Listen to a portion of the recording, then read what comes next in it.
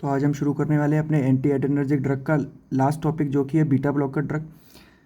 Most important class of drugs है जो कि हम एंटी हाइपरटेंसिव क्लास के अंदर मोस्ट कॉमनली यूज़ करते हैं। तो बीटा ब्लॉकर ड्रग्स क्या होते हैं? बीटा ब्लॉकर ड्रग्स वो होते हैं कि जो भी हमारे बीटा रिसेप्टर्स जिन जिन विसरास पे प्रेजेंट है उनके थ्रू जो भी वो सिम्पैथोमाइमेटिक एक्शन करें। सिम्पैथोमाइमेटिक मतलब वो जो सिम्पैथेटिक नर्वस सिस्टम को मिमिक करे।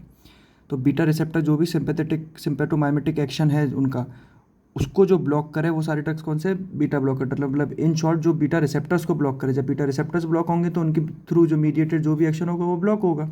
तो जो भी बीटा रिसेप्टर्स मीडिएटेड एक्शन है उन सबको बंद करें और सिम्पैथोलिटिक ड्रग्स की तरह एक्ट करें, वो क्या है? बीटा ब्लॉकर ड्रग्स हमारे। बीटा ब्लॉकर ड्रग्स की अगर हम क्लासिफिकेशन की बात करें तो जिसका लेटेस्ट क्लासिफिकेशन है वो जनरेशन वाइज है कि हम इनको जनरेशन पे डिवाइड करते हैं। First generation beta blocker, second generation beta blocker and third generation beta blocker. First generation beta blocker drugs कौन से होते हैं? फर्स्ट जनरेशन बीटा ब्लॉकर मतलब non selective beta blocker. Non selective beta blocker मतलब जैसा आपने अल्फा ब्लॉकर की अगर क्लासिफिकेशन में देखा होगा, या कोई भी अगर आप ड्रग देखेंगे, अगर वो रिसेप्टर मीडिएटेड एक्शन है उनका और वो अलग अलग रिसेप्टर्स पे एक्ट कर रहा है, तो या तो वो सारे रिसेप्टर्स को ब्लॉक कर रहा होगा या एक पर्टिकुलर रिसेप्टर को ब्लॉक कर रहा होगा या स्टिमुलेट कर रहा होगा, डिपेंडिंग किस टाइप का ड्रग है। तो अगर वो सारे रिसेप्टर पे एक साथ एक्शन कर रहा है तो नॉन सेलेक्टिव हुआ, क्योंकि उसका एक स्पेसिफाइड रिसेप्टर एक्शन नहीं है। तो फर्स्ट जनरेशन बीटा ब्लॉकर कौन से है? जो कि नॉन सेलेक्टिव एक्शन है। नॉन सेलेक्टिव मतलब जिनका बीटा 1 पे भी एक्शन होगा और बीटा 2 पे भी एक्शन होगा। सेकंड जनरेशन मतलब कार्डियो सेलेक्टिव मतलब हार्ट पे कौन से बीटा रिसेप्टर्स होते हैं? हमारे बीटा 1। तो जो भी ड्रग सिर्फ बीटा 1 रिसेप्टर्स पे एक्ट करेंगे वो सारे कौन से होंगे? कार्डियो सेलेक्टिव और सेकंड जनरेशन बीटा ब्लॉकर। और थर्ड जनरेशन बीटा ब्लॉकर्स वो जिनका बीटा एक्शन तो होगा ही कि वो बीटा रिसेप्टर्स को ब्लॉक करेंगे, साथ के साथ अल्फा रिसेप्टर को भी ब्लॉक करेंगे। अब अल्फा रिसेप्टर को ब्लॉक करेंगे तो क्या होगा? हमारा वेसोडाइलेशन। ये मैंने आपको अपने अल्फा ब्लॉकर वाले लेक्चर में पढ़ाया। अगर आपको उसको डिटेल में जानना है तो आप वो वाला लेक्चर देख सकते हैं कि अल्फा रिसेप्टर्स को ब्लॉक करने से वेसोडाइलेशन कैसे होता है। ठीक है, तो फर्स्ट जनरेशन और नॉन सेलेक्टिव बीटा ब्लॉकर के अंदर कौन कौन से आएंगे हमारे? प्रोपेनालॉल, टीमोलॉल, पिंडोलॉल, नेडोलॉल एंड सोटालॉल। ये सारे नाम आपको बुक्स में भी लिख के मिल जाएंगे और बहुत सारी शॉर्ट ट्रिक्स भी आपको मिल जाएंगे यूट्यूब पे, इंस्टाग्राम पे, जो आपको इनको याद करने का तरीका बताएंगे। मेरा जो मेजर काम है वो ये है कि ये काम कैसे करते हैं वो बताना आपको। क्लासिफिकेशन आप बुक्स में से भी देख सकते हैं और मैं शॉर्ट्स बना के भी डाल दूंगा एग्जाम टाइम में, जिससे आपको याद करने में इनको आसानी होगी। तो नॉन सेलेक्टिव के अंदर प्रोपेनालॉल आएगा, टीमोलॉल आएगा, पिंडोलॉल आएगा, नेडोलॉल आएगा एंड सोटालॉल। कार्डियो सेलेक्टिव के अंदर कौन सा आएगा? कार्डियो सेलेक्टिव मतलब वही जो जिनका सिर्फ बीटा 1 एक्शन होगा, जो कि हमारे हार्ट पे एक्ट करेंगे। Atenolol, एसिब्यूटोलॉल, एस्मोलॉल and मेटोप्रोपोलॉल। अगर आपके घर में कोई हाइपर टेंशन का कोई पेशेंट होगा, जैसे कि ओल्ड एज पे जो लोग होते हैं उनको इसेंशियल हाइपर टेंशन हो जाती है, तो उनमें ये ड्रग्स आपने कभी ना कभी ज़रूर सुने होंगे, क्योंकि एंटी हाइपरटेंसिव क्लास का मोस्ट इंपॉर्टेंट ड्रग है ये बीटा ब्लॉकर्स, जो कि मोस्ट कॉमनली यूज़ भी किए जाते हैं। और थर्ड जनरेशन बीटा ब्लॉकर्स के अंदर कौन से आएगा? लेविटालॉल, कार्विडिलॉल, बीटाजोलॉल एंड नेविबोलॉल। ठीक है, तो ये क्लासिफिकेशन आप स्क्रीनशॉट ले लेना या तो इस पेज का, और आप इस यहाँ से याद कर सकते हैं। अब हम चलते हैं इनके जो मेन है कि मैकेनिज्म ऑफ एक्शन, ये काम कैसे करते हैं।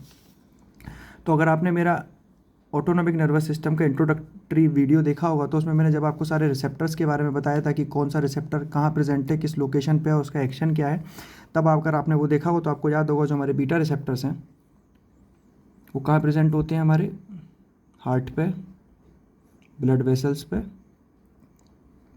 हार्ट पे कौन से होते हैं? बीटा 1, और ब्लड वेसल्स पे बीटा 2। मतलब इनका जो मेन फार्मेकोलॉजिकल एक्शन है वो 2 रिसेप्टर के थ्रू है, या तो बीटा 1 या बीटा 2। बीटा 1 मेजरली कहाँ है?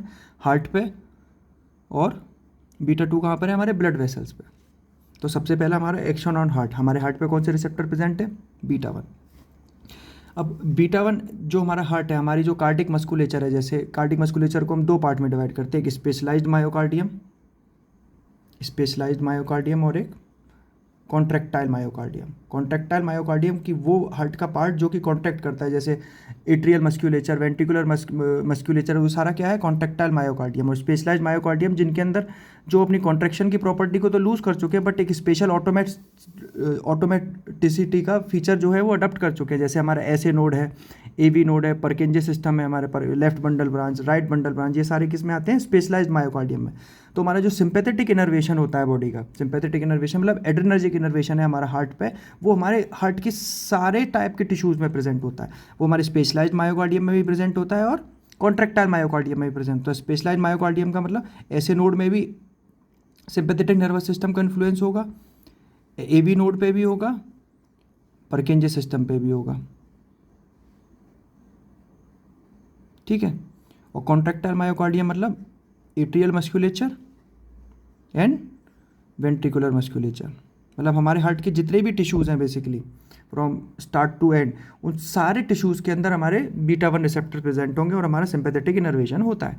तो अगर हम सिंपैथेटिक सप्लाई को कट करेंगे हार्ट के ऊपर तो जो भी इफेक्ट आएगा वो सारे टिश्यूज़ पे आएगा। तो वही मैंने लिखा है यहाँ पे कि beta 1 adrenergic receptors are present all over the cardiac tissue, या तो जनरलाइज्ड कॉन्ट्रैक्टाइल मायोकार्डियम मतलब एट्रियल मस्कुलेचर और वेंट्रिकुलर मस्कुलेचर, या फिर specialised conduction tissue. Specialised conduction tissue मतलब एसए नोड, एवी नोड और परकिंजे सिस्टम। अब हमने क्या काम किया, बीटा ब्लॉकर ड्रग्स दिए जिसके बीटा 1 रिसेप्टर्स ब्लॉक हो गए। अगर हमारे बीटा 1 रिसेप्टर्स ब्लॉक हो गए तो जो भी हमारा सिंपैथेटिक इन्फ्लुएंस था हार्ट के ऊपर, जैसे सिंपैथेटिक जो फंक्शन था वो सारा इनिबिट होगा। अब सिंपैथेटिक नर्वस सिस्टम का क्या काम होता है, सिंपैथेटिक नर्वस सिस्टम का काम होता है कि हमारी जो भी कार्डिक एक्टिविटी है उसको इंक्रीज करना। अगर हम बीटा ब्लॉकर ड्रग्स देके उस सिंपैथेटिक एक्टिविटी को इनिबिट किया तो क्या होगा, सबसे पहले हमारी एसए नोड इनिबिट हुई। अगर हमारी एसए नोड इनिबिट हुई तो क्या हुआ, हमारी हार्ट रेट डिक्रीज हुई। हार्ट रेट किस पे डिपेंड करती है कि जो हमारा एसए नोड है वो पर मिनट कितनी इंपल्स जनरेट कर रहा है, मतलब उसकी जो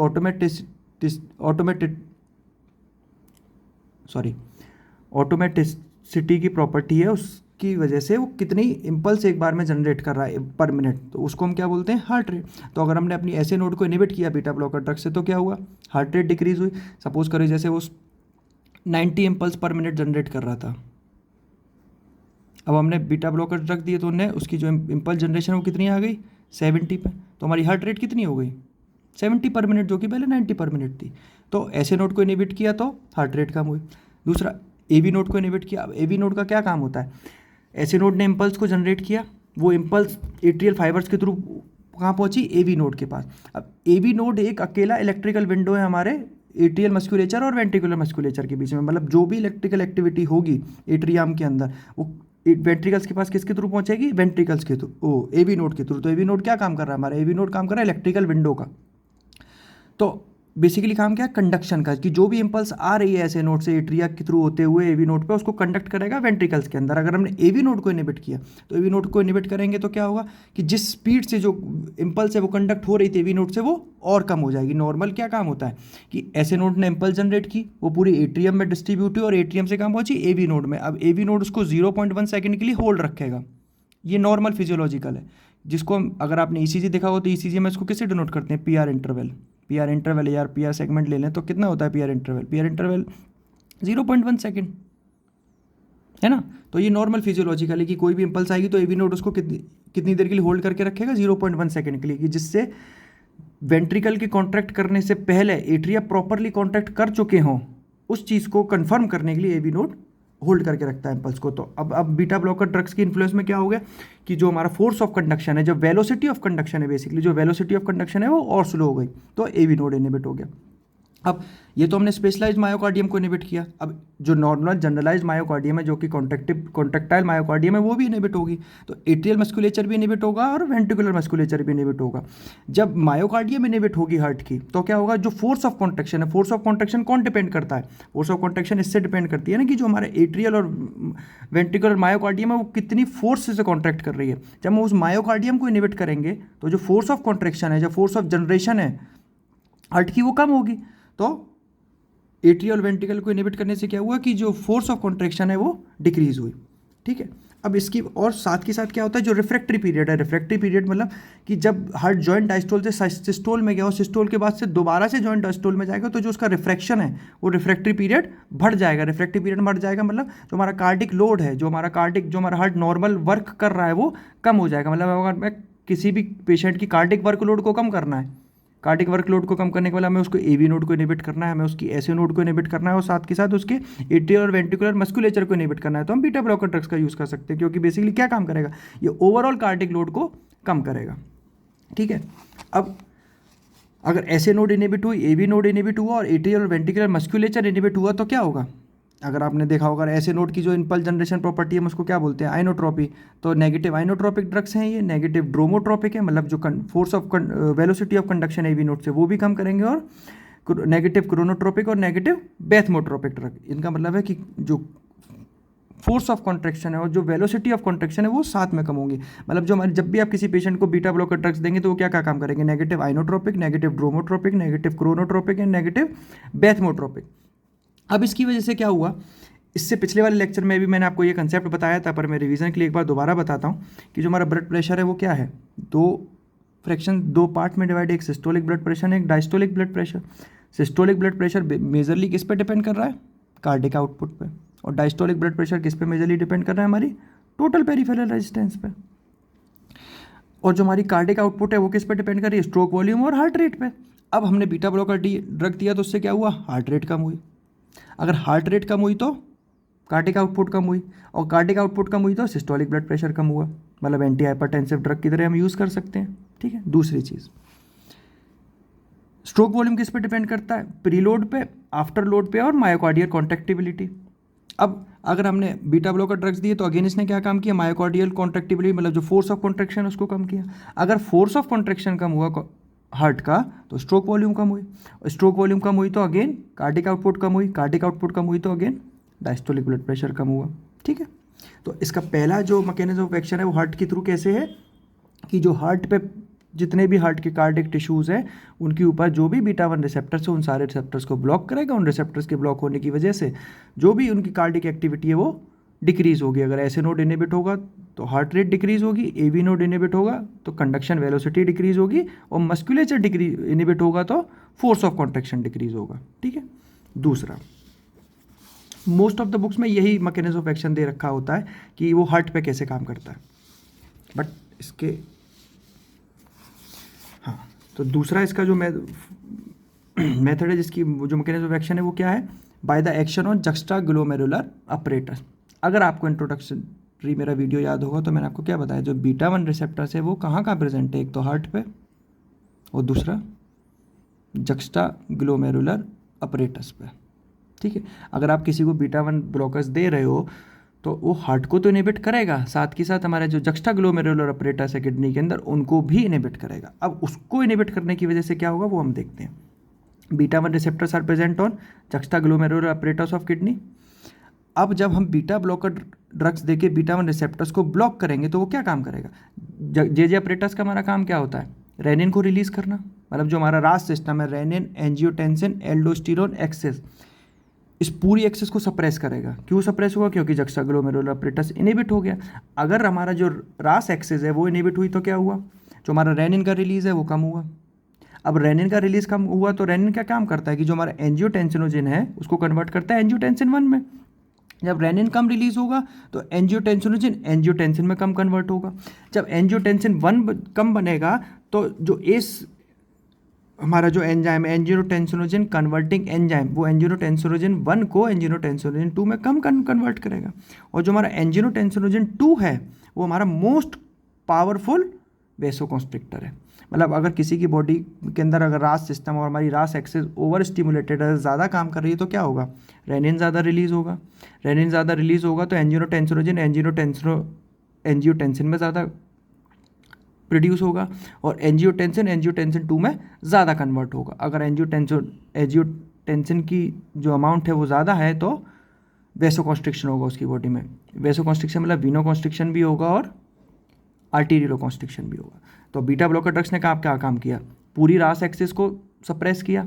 रास एक्सेस सप्रेस हुई तो रेनिन कम तो एंजियोटेंसिनोजिन कम, और एंजियोटेंसिनोजिन कम तो एंजियोटेंसिन, और एंजियोटेंसिन कम तो angiotensin 2 come.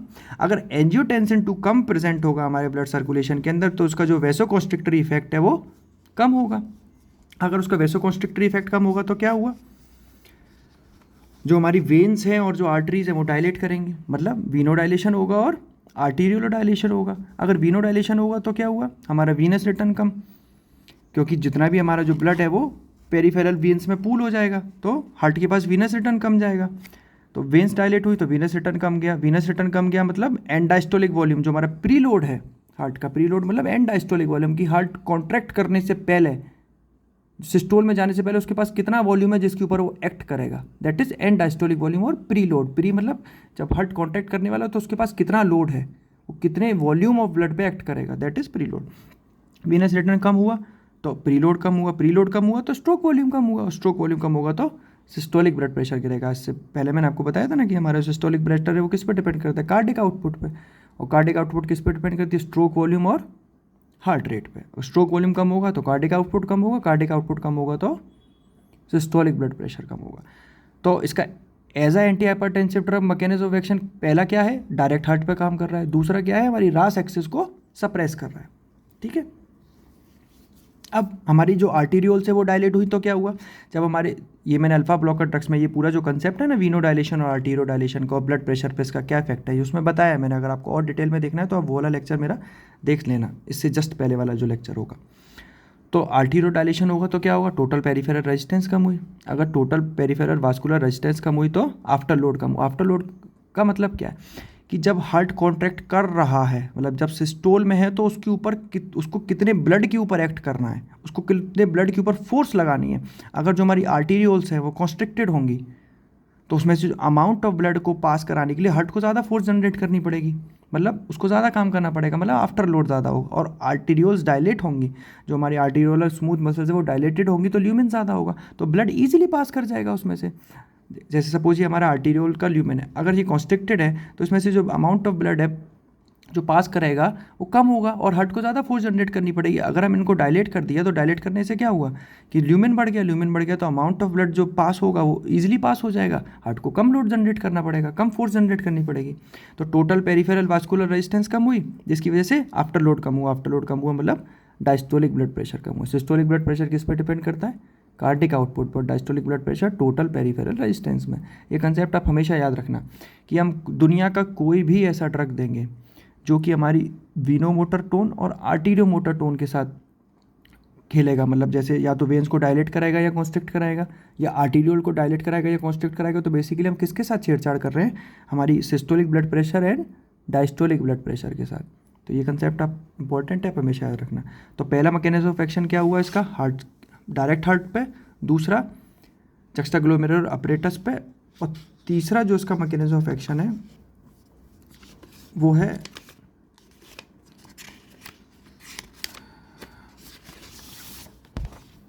By action on adrenal medulla.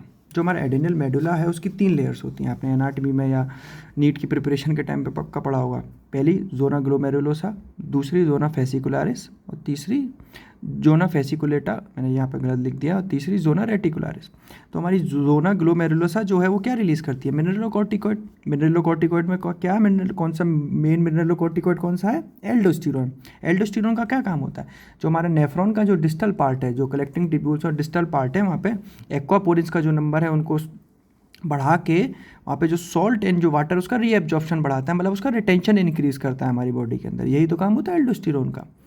जो हमारी जोना ग्लोमेरुलोसा है ना, वहाँ पे भी बीटा वन रिसेप्टर्स प्रेजेंट होते हैं। ये बहुत कम बुक्स में लिखा है, बट हाँ ये इंपॉर्टेंट है कि बीटा ब्लॉकर आप ड्रग किसी को दे रहे हो ऐसे एंटी हाइपरटेंसिव, तो आपको पता होना चाहिए ना कि वो काम कैसे कर रहा है बॉडी में। ये तो सारे लोगों को पता होता है कि वो हार्ट पे काम कर रहा है, बट हार्ट के अलावा भी उनका कहाँ कहाँ पे मैकेनिज्म ऑफ एक्शन और कहाँ काम करता है ये आपको पता होना चाहिए, क्योंकि उसके साइड इफेक्ट इस पर डिपेंड कर सकते हैं। तो ऐसा कोई पेशेंट है जिसमें आपको लगता है ये ड्रग नहीं देना चाहिए और आपको नॉलेज नहीं है, तो आप दे दोगे, जो कि आपको नहीं देना चाहिए। तो तीसरा मैकेनिज्म ऑफ एक्शन क्या है इसका, एड्रेनल मेडुला। एड्रेनल मेडुला पे क्या काम करेगा, जो बीटा रिसेप्टर्स उनको ब्लॉक करेगा। अगर बीटा रिसेप्टर्स को ब्लॉक करेगा तो एल्डोस्टेरोन का रिलीज़ कम होगा। अगर एल्डोस्टेरोन का रिलीज़ कम होगा तो एल्डोस्टेरोन मीडिएटेड जो सॉल्ट एंड वाटर रिटेंशन है हमारी बॉडी में वो कम होगा। अगर सॉल्ट एंड वाटर रिटेंशन कम होगा मतलब हमारी बॉडी का जो इफेक्टिव ब्लड वॉल्यूम है वो कम होगा। अगर इफेक्टिव ब्लड वॉल्यूम कम होगा तो ब्लड प्रेशर फॉल करेगा, सीधी बात है। अगर वॉल्यूम कम होगा उस सर्कुलेटरी सिस्टम में तो ब्लड प्रेशर कम होगा।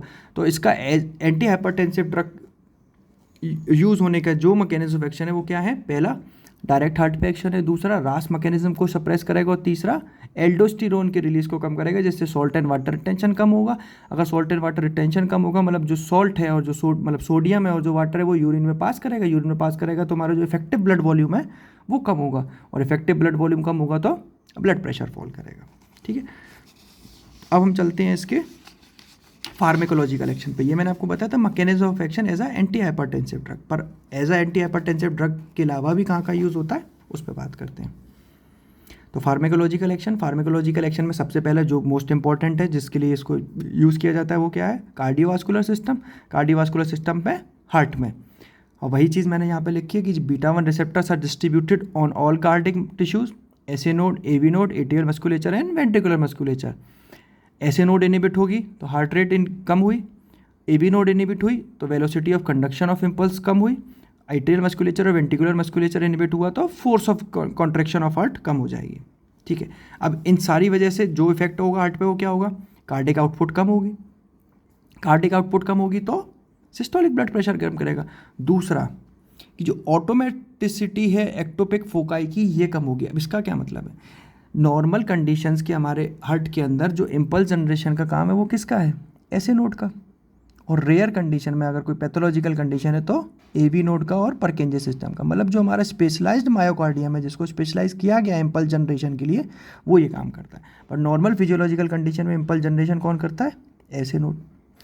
अगर कोई पैथोलॉजिकल कंडीशन है या फिर कोई ऐसे कार्डिक कंडीशन है जिसके अंदर ऐसे नोड के अलावा भी एक्टोपिक फोकाई मतलब एक्सेप्ट नॉर्मल, जो नॉर्मल है उसके अलावा, ऐसे नोड के अलावा या तो एट्रियल मस्कुलेचर या वेंट्रिकुलर मस्कुलेचर या एवी नोड या फिर परकिंजे सिस्टम, अगर इन सारी चीज़ों में से ऐसे नोड के अलावा कोई भी कार्डिक टिश्यू, चाहे वो जनरलाइज्ड हो चाहे वो स्पेशलाइज्ड हो, अगर इम्पल्स जनरेशन का काम कर रहा है मतलब अपनी ऑटोमेटिसिटी की प्रॉपर्टी को इंक्रीज कर रहा है या शो कर रहा है, तो उसको हम बोलेंगे एक्टोपिक फोकाई। तो बीटा ब्लॉकर ड्रग्स क्या काम करते हैं, जो हमारे एक्टोपिक फोकाई है उनकी ऑटोमेसिटी को भी कम करते हैं। अब ये कहाँ यूज़ होंगे, इसका यूज़ अगर आपने एरिथमिया पढ़ा होगा अपनी फिजियोलॉजी में, तो एरिथमिया के अंदर अगर किसी को वेंट्रिकुलर फिब्रिलेशन या एट्रियल फिब्रिलेशन ऑफ फ्लटर्स हो रहे हैं तो उसके अंदर क्या होता है कि बहुत सारे मल्टीपल एक्टोपिक फोकाइज बनते हैं। तो उस कंडीशन में भी हम बीटा ब्लॉकर ड्रग्स का यूज़ करते हैं। मतलब पहला कहाँ यूज़ करते हैं, एंटी हाइपरटेंसिव, दूसरा एंटी एरिथमिक ड्रग्स के अंदर यूज़ करते हैं।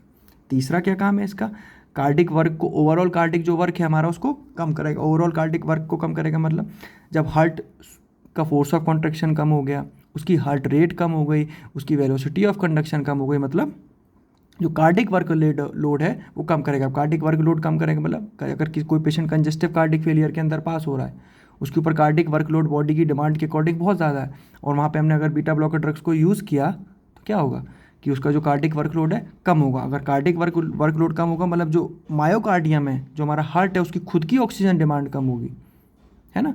क्योंकि अगर हार्ट का जो कार्डिक वर्कलोड है वो ज़्यादा रहा, जैसे एंजाइना के केस के अंदर, प्रिंस मेडल एंजाइना में नहीं देते इन ड्रग्स को, बट जो हमारा स्टेबल और अनस्टेबल एंजाइना है उसके केस में क्या होगा कि अगर कोई पेशेंट है उसको कोई कोरोनरी आर्टरी स्पाज्म हो रहा है या फिर कोरोनरी आर्टरी ब्लॉकेज है, उस ब्लॉकेज की वजह से जो ब्लड सप्लाई है वो कम हो रही है, तो उस पार्ट का जो मायोकार्डियम का जो ऑक्सीजन डिमांड है वो बहुत ज़्यादा होगी, जिसकी वजह से वो इन्फेक्शन में जा सकती है। तो उसको कम करने के लिए, कार्डिक वर्कलोड को कम करने के लिए हम बीटा ब्लॉकर ड्रग्स को दे सकते हैं, जिसकी वजह से ऑक्सीजन डिमांड है मायोकार्डियम की वो कम हो जाएगी। तो सीवीएस में पहला एक्शन हमने देख लिया हार्ट के ऊपर। अब हम दूसरा एक्शन देखते हैं ब्लड वेसल्स के ऊपर। देखो जो हमारी ब्लड वेसल्स हैं उसके ऊपर दोनों टाइप के रिसेप्टर प्रेजेंट होते हैं, अल्फ़ा 1 भी होते हैं और बीटा 2 भी होते हैं। अल्फ़ा 1 रिसेप्टर्स का क्या काम होता है, वैसोकॉन्स्ट्रिक्शन कराना, और बीटा 2 रिसेप्टर्स का क्या काम होता है, वैसोडाइलेशन कराना। अगर हमने किसी पेशेंट को non selective beta blocker drug दिया, अब non selective beta blocker drug क्या काम करेगा, बीटा 2 रिसेप्टर्स को ब्लॉक कर देगा। अगर बीटा 2 रिसेप्टर्स को ब्लॉक कर देगा तो जो वैसोडाइलेशन है ये कम हो जाएगा। मतलब जो अल्फ़ा 1 का वैसोकॉन्स्ट्रिक्टरी इफेक्ट है वो ओवरकम कर जाएगा। जब आप एक रिसेप्टर को कम करोगे, एक रिसेप्टर को इनहिबिट करोगे, तो दूसरा रिसेप्टर का फंक्शन ऑटोमेटिकली एनहेंस होगा ना। तो अगर हमने non selective beta blocker drug दिया तो उसने बीटा 2 रिसेप्टर्स को ब्लॉक करके वैसोडाइलेशन को ब्लॉक कर दिया, तो जो अल्फ़ा 1 रिसेप्टर मीडिएटेड वैसोकॉन्स्ट्रिक्शन है ये बढ़ेगा। तो initially vasoconstriction due to unopposed alpha 1 activity, पर थोड़ी देर में क्या होगा, जैसे आप अल्फ़ा 1 रिसेप्टर्स को स्टिमुलेट करते जाएंगे तो जो अल्फ़ा 1 रिसेप्टर्स की रिस्पॉन्सिवनेस है, बार बार स्टिमुलेशन की जो रिस्पॉन्सिवनेस है वो कम होगी, जिसकी वजह से क्या होगा, अल्फ़ा 1 मीडिएटेड जो वैसोकॉन्स्ट्रिक्शन है वो कम होगा और उसके बाद होना शुरू हो जाएगा vasodilation due to fall in cardiac output. क्योंकि आप बीटा जब ब्लॉकर ड्रग देंगे तो वो बीटा 2 पे काम करने के साथ साथ बीटा 1 पे भी काम कर रहा है ना, उन 3 मैकेनिज्म ऑफ एक्शन के थ्रू, डायरेक्ट हार्ट पे रास मैकेनिज्म को शट डाउन करके और एल्डोस्टेरोन को कम करके, ब्लड वॉल्यूम को कम करके टोटल जो कार्डिक आउटपुट है उसको गिरा रहा है। जब टोटल कार्डिक आउटपुट ही कम होगी तो जो हमारा वैसोडाइलेटरी इफेक्ट है वो ओवरकम कर जाएगा, किससे? वैसोकॉन्स्ट्रिक्टरी इफेक्ट से। ठीक है, तो हमने CVS पे इसका फार्मेकोलॉजिकल एक्शन देख लिया। अब हम चलते हैं आई पे। आई में क्या काम करेगा? जो हमारा एक्वस ह्यूमर का, जो हमारा एंटीरियर चेंबर ऑफ आई है, उसमें जो एक्वस ह्यूमर का प्रोडक्शन होता है उसके सिक्रीशन को कम करेगा। अगर एक्वस ह्यूमर का सिक्रीशन कम होगा तो जिन पेशेंट्स के अंदर, या जो ग्लाकोमा के पेशेंट्स हैं या कोई ऐसी कंडीशन के पेशेंट है जिनके अंदर इंट्राऑक्यूलर टेंशन मतलब जो हमारे एंटीरियर चेंबर में एक्वस ह्यूमर का जो प्रेशर और टेंशन है वो ज़्यादा है, तो उस कंडीशन में, जैसे मोस्ट कॉमनली ग्लाकोमा के अंदर, तो ग्लाकोमा के अंदर हम बीटा ब्लॉकर ड्रग्स जैसे कि टीमोलॉल इनको यूज़ करते हैं टॉपिकली। क्यों यूज़ करते हैं? क्योंकि ये एक्वस ह्यूमर के सिक्रीशन को कम करेंगे। एक्वस ह्यूमर का सिक्रीशन कम होगा तो हमारी जो इंट्राऑक्यूलर टेंशन और प्रेशर है ये कम होगा। तो पहला यूज़ इसका कहाँ हो गया? एंटी हाइपरटेंशन, दूसरा एंटी एरिथमिक ड्रग्स के फॉर्म में, और तीसरा ग्लाकोमा के अंदर। ठीक है, तीसरा इसका जो एक्शन है वो किस पे है? रेस्पिरेटरी सिस्टम में। अगर आपने अस्थमा का वीडियो देखा होगा तो मैंने बताया तो जो हमारी ब्रोंकियल स्मूथ मसल्स हैं वहाँ पे कौन से रिसेप्टर्स प्रेजेंट होते हैं? हमारे बीटा 2 रिसेप्टर्स। उनका क्या काम होता है? ब्रोंको डायलेशन कराना, मतलब जो हमारी ब्रोंकियल स्मूथ मसल्स उनको रिलैक्स कराना। तो अस्थमा की कंडीशन में हम क्या कर देते हैं? सिम्पैथोमाइमेटिक ड्रग्स, वो ड्रग्स जो कि उन बीटा 2 रिसेप्टर्स को स्टिमुलेट करें जिससे कि हमारा जो ब्रोंकाई है वो डायलेट हो जाए। पर अगर हम किसी पेशेंट को बीटा ब्लॉकर ड्रग्स दे रहे हैं जो कि उन बीटा 2 रिसेप्टर्स को ब्लॉक करेंगे तो क्या काम होगा? जो बीटा 2 मीडिएटेड ब्रोंकोडायलेशन है वो इनहिबिट हो गया, लॉस्ट हो गया। अगर बीटा 2 मीडिएटेड ब्रोंकोडायलेशन कम हो गया तो क्या होगा? ब्रोंकोकॉन्स्ट्रिक्शन। इसीलिए कि जो भी बीटा ब्लॉकर ड्रग्स हैं वो COPD और अस्थमा के केस में कॉन्ट्राइंडिकेटेड होते हैं। कॉन्ट्राइंडिकेटेड होते हैं मतलब कोई भी अगर आपके पास पेशेंट आता है एंटी हाइपरटेंशन का, हम लोग अगर उस हिस्ट्री लेते हैं और हिस्ट्री में हमको पता चलता है कि उसको COPD या अस्थमा के अटैक्स आते हैं, तो हम कभी भी उसको बीटा ब्लॉकर ड्रग्स पे नहीं रखेंगे। क्यों? क्योंकि बीटा ब्लॉकर ड्रग्स क्या काम करेंगे? जो बीटा 2 रिसेप्टर्स हैं हमारे ब्रोंकाइस पे उनको ब्लॉक कर देंगे। जब बीटा 2 रिसेप्टर्स ब्लॉक हो गए तो बीटा 2 मीडिएटेड जो भी ब्रोंकोडायलेशन होगा वो लॉस्ट हो जाएगा, और जो पेशेंट का COPD या अस्थमा का अटैक है वो एक्सरजेट हो जाएगा, मतलब बढ़ जाएगा। तो कॉन्ट्राइंडिकेटेड है ये COPD और अस्थमा के केस में। इसलिए जानना ज़रूरी है क्योंकि ये important class of anti hypertension drug है ना। तो आप ऐसे ही किसी को नहीं दे सकते, पहले आपको जानना पड़ेगा कि उसको कहीं COPD तो नहीं है, उसको कहीं अस्थमा तो नहीं है, उसको कोई रीनल इशू तो नहीं है, क्योंकि ये हार्ट के साथ साथ किडनीज पे भी एक्ट कर रहे हैं। तो हमने इसका CVS का एक्शन देख लिया, हमने इसका आई पे एक्शन देख लिया, अब हमने इसका रेस्पिरेटरी सिस्टम पे एक्शन देख लिया। अब आपको इसमें याद क्या रखना है? ये कॉन्ट्राइंडिकेटेड है किसमें? COPD और अस्थमा। COPD मतलब क्रॉनिक ऑब्स्ट्रक्टिव पल्मोनरी डिसीजेज, आप इसको पैथोलॉजी में पढ़ेंगे। चौथा मेटाबॉलिक इफेक्ट। मेटाबॉलिक इफेक्ट क्या है? मैंने अपने इंट्रोडक्टरी लेक्चर में बताया था, जो हमारा बीटा 3 रिसेप्टर्स हैं, बीटा 3 रिसेप्टर्स क्या है? मॉडिफाइड बीटा 1 रिसेप्टर, ये हमारे एडिपोसाइट्स पे प्रेजेंट होते हैं।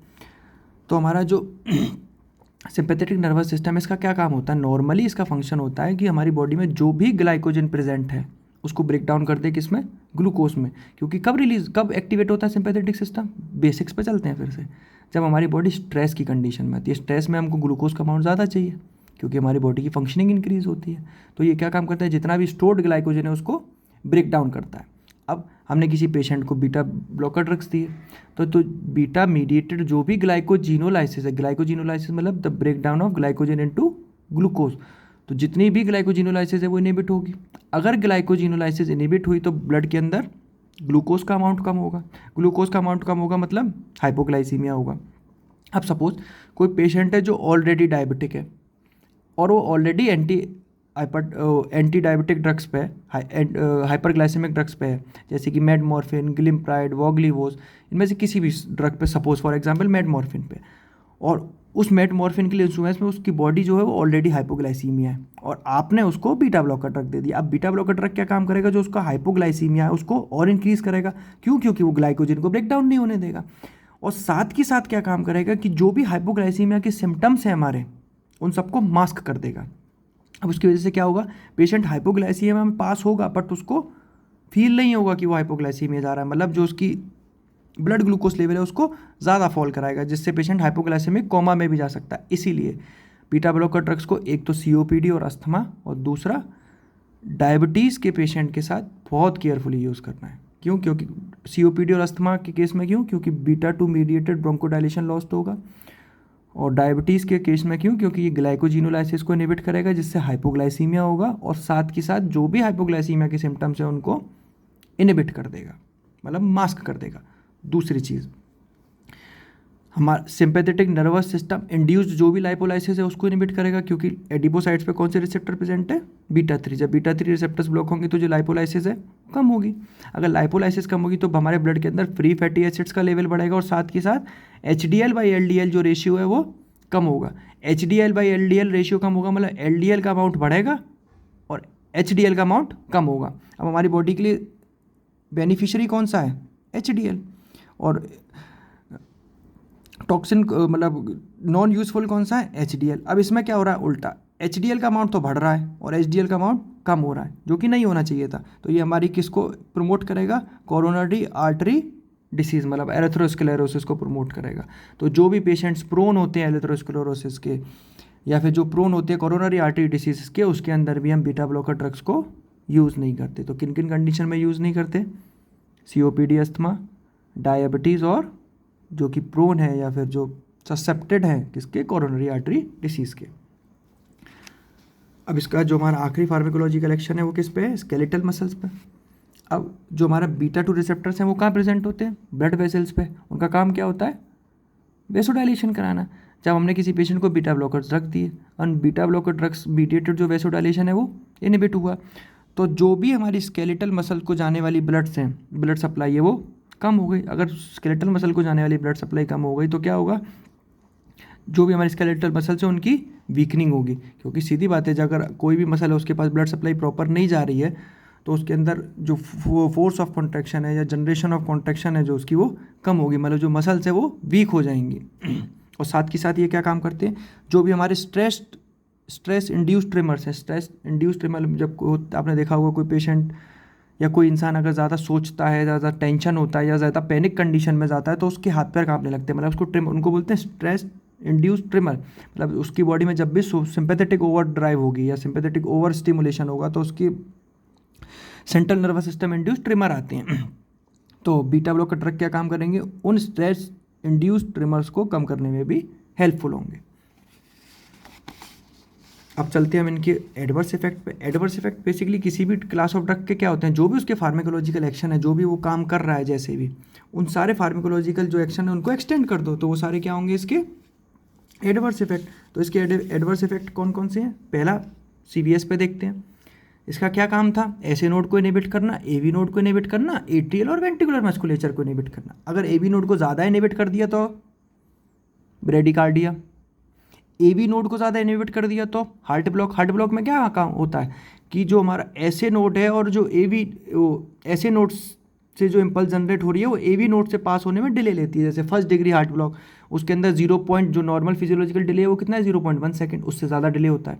सेकेंड डिग्री में कुछ इम्पल्स, हार्ट ब्लॉक में नहीं जाऊँगा बट आपको बता रहा हूँ हार्ट ब्लॉक कैसे। अगर ऐसे नोड ज़्यादा इनहिबिट हो गया तो ब्रेडिकार्डिया, AV नोड ज़्यादा इनहिबिट हो गया तो हार्ट ब्लॉक। साथ के साथ ये क्या काम कर रहा है? जब मैंने आपको ब्लड वेसल्स पे इसका इफेक्ट बताया था, तो जब भी बीटा 2 मीडिएटेड वेसोडाइलेशन कम होगा तो अल्फा 1 मीडिएटेड वेसो कॉन्स्ट्रिक्शन बढ़ेगा। तो अगर कोई पेशेंट है, अगर उसको पेरिफेरल वास्कुलर रेजिस्टेंस डिसीज़ है, मतलब ऑलरेडी उसकी वास्कुलर रेजिस्टेंस ज़्यादा है और आपने बीटा ब्लॉकर ड्रग्स दे दिए तो अल्फा 1 मीडिएटेड वेसो कॉन्स्ट्रिक्शन और ज़्यादा होगा, तो उसकी जो पेरिफेरल वास्कुलर डिसीज़ है वो इंक्रीज़ हो सकती है।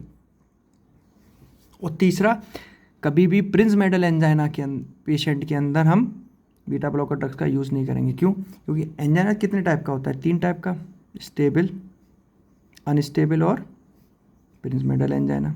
स्टेबल एंजाइना के अंदर क्या होता है? जो हमारा एरिथ्रोमेटिक प्लाग है जिसने हमारी कोरोनरी आर्टरी को ऑब्स्ट्रक्ट कर रखा है वो स्टेबल प्लाग है। स्टेबल प्लाग है मतलब उसके अंदर कोई डायनामिक चेंजेस नहीं हो रहे हैं, ना वो कोई अल्सरेशन के अंदर जा रहा, ना वो थ्रोम्बाई के अंदर फॉर्म हो रहा, वो स्टेबल है एक जगह पे।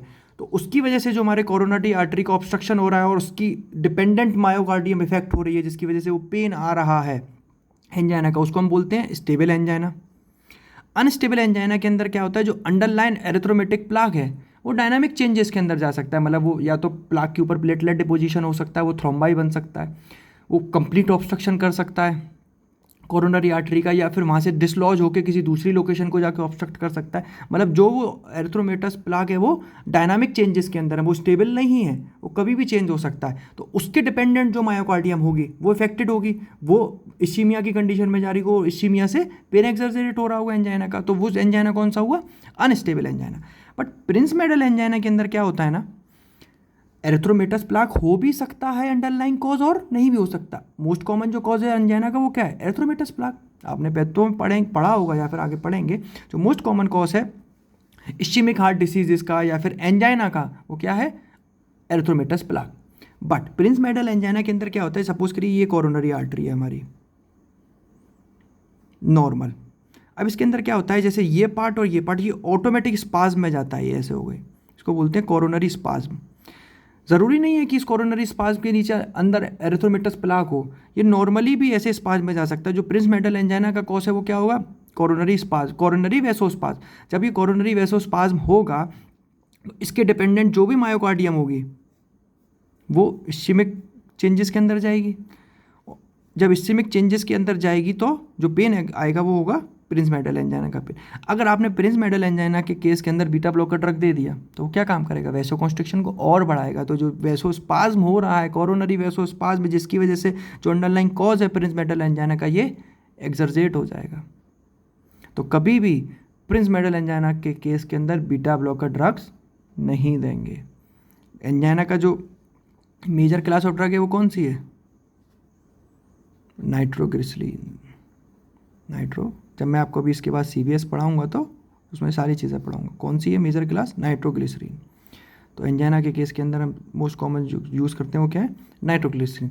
ऐसा नहीं है सिर्फ नाइट्रोग्लिसरीन यूज़ करते हैं, इसके अलावा भी यूज़ करते हैं, जैसे प्लेटलेट इनहिबिटर्स हैं, स्टैटिन्स हैं, और नाइट्रोग्लिसरीन जैसे सॉर्बिसेट, आइसोसॉर्बाइड डाइनाइट्रेट, आइसोसॉर्बाइड मोनोनाइट्रेट। जब हम CVS पढ़ेंगे तो इसके बारे में और डिटेल में पढ़ेंगे।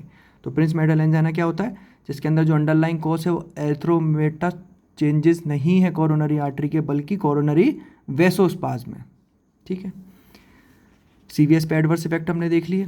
अब रेस्पिरेटरी सिस्टम पे मैं आपको पहले भी बता चुका हूँ कि बीटा 2 मीडिएटेड ब्रोंकोडाइलेशन कम होगा तो क्या होगा? ब्रोंकोस्पाज्म। तो कभी भी COPD के पेशेंट को बीटा ब्लॉकर ड्रग प्रिस्क्राइब नहीं करते। दूसरा metabolic changes, metabolic adverse effect आपको ये भी मैं बता चुका हूँ कि हाइपोग्लाइसीमिया से रिकवरी डिले होगी। क्यों? क्योंकि ग्लाइकोजिनोलाइसिस को इनहिबिट कर दिया है इसने। इसी वजह से जो डायबिटिक पेशेंट्स हैं उसमें ज़्यादातर अगर वो एंटी हाइपरटेंसिव भी है तो बीटा ब्लॉकर ड्रग्स को हम अवॉइड करते हैं कि बीटा ब्लॉकर ड्रग्स को ना दिया जाए। साथ ही साथ जब मसल की जो ब्लड सप्लाई है वो कम होगी तो मसल वीकनेस होगी और साथ में फटीग होगी। और CNS पे क्या इफेक्ट होगा? Sleep disturbances, depression and hallucination. Sleep disturbances, hallucinations क्यों?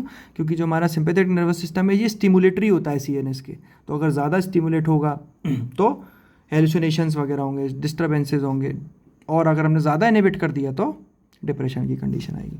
तो आज का हमने अपना टॉपिक देखा, बीटा ब्लॉकर ड्रग्स क्या होते हैं, उनका क्लासिफिकेशन जनरेशन वाइज, फिर उनका mechanism of action. Mechanism of action में क्या क्या? सबसे पहले डायरेक्ट हार्ट पे कौन सा एक्शन है इसका, मतलब बीटा 1 रिसेप्टर मीडिएटेड एक्शन। उसके बाद